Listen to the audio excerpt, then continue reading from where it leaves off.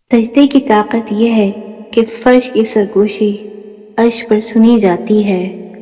وضو سے شکل، قرآن سے عقل اور نماز سے نسل پاک ہوتی ہے۔ انسان کا بہت بڑا دشمن اس کا غصہ ہے۔ ہر آزمائش اللہ کا فیصلہ ہے اور اللہ کا ہر فیصلہ بہترین ہوتا ہے۔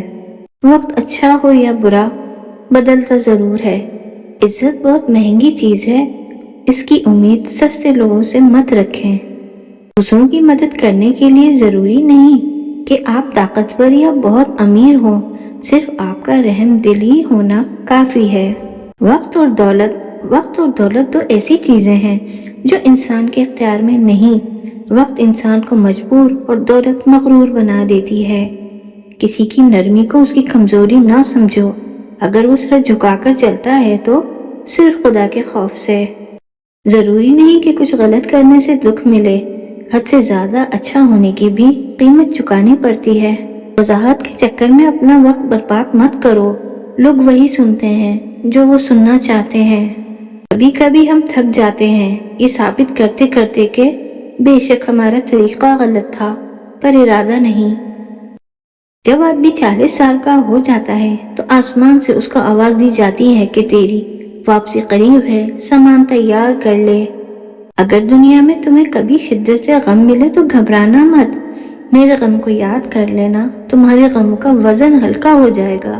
تکلیف میں صبر سے کام لو، کیونکہ سونے کو آگ سے آزمایا جاتا ہے اور مومن کو تکلیف سے۔ حق بات کہنے سے مت ڈرو، کیونکہ نہ کوئی تمہیں موت دے سکتا ہے اور نہ ہی کوئی تمہارا رزق کم کر سکتا ہے۔ جب انسان خاموش ہو جائے اور اپنے حق کے لیے بھی نہ بولے تو سمجھ جاؤ وہ اپنے اندر بہت کچھ دفن کر چکا ہے۔ ضروری نہیں ہے کہ کچھ غلط کرنے سے دکھ ملے، حد سے زیادہ اچھا ہونے کی بھی قیمت چکانی پڑتی ہے۔ حساب رکھا کریں۔ آج کل لوگ پوچھ لیتے ہیں تم نے میرے لیے کیا کیا ہے؟ کبھی کبھی اچھا لگتا ہے سب جان کر انجان بننا، چپ رہ کر سامنے والے کی چالاکیاں دیکھنا کہ وہ ہمیں بیوقوف بنانے کے لیے کہاں تک جا سکتا ہے۔ آپ کے گھر اگر کوئی مہمان آئے اور بھوکا ہی واپس چلا جائے تو گویا وہ کسی قبرستان میں آیا تھا۔ زندگی سوچ سمجھ کر گزارو، کیونکہ جو آج مٹی کے اوپر کرو گے کل مٹی کے نیچے اس کا حساب بھی دینا پڑے گا۔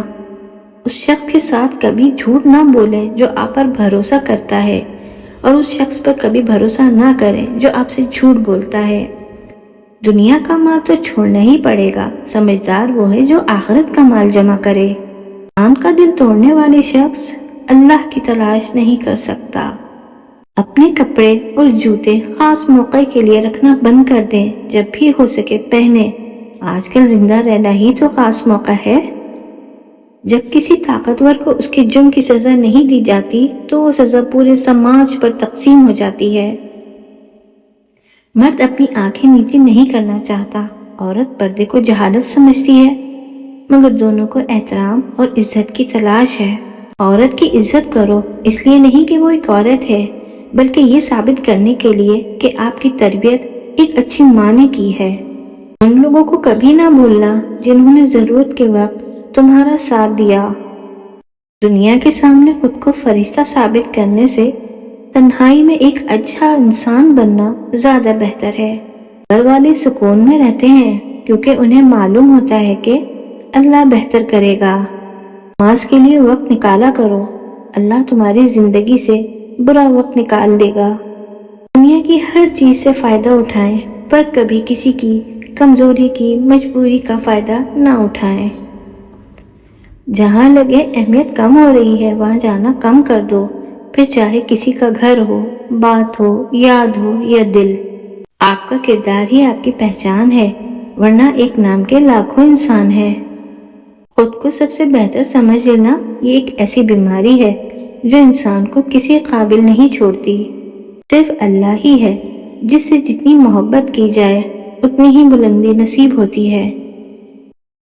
دعاؤں میں جب اپنے حق میں بہتری مانگیں گے، لوگوں کی اصلیتیں تو کھل کر سامنے آئیں گی نا۔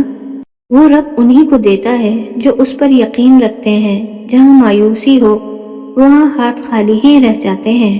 کچھ آسو راز ہوتے ہیں ہمارے اور اللہ کے درمیان۔ اور یقین کرو اللہ اگر تمہارے مانگنے پر دیتا ہے تو وہ تمہارے غرور کرنے پر چھین بھی لیتا ہے۔ معیار یہ نہیں کہ آپ کو کتنے لوگ پسند کرتے ہیں، معیار یہ ہے کہ آپ کو کس طرح کے لوگ پسند کرتے ہیں۔ انسان کی ہر سانس اسے موت کی جانب لے جا رہی ہے اور انسان سمجھتا ہے کہ وہ جی رہا ہے۔ جب سے لوگ بزرگوں کی عزت کم کرنے لگے ہیں، تب سے لوگ اپنے دامن میں دعائیں کم اور دوائیں زیادہ بھرنے لگے ہیں۔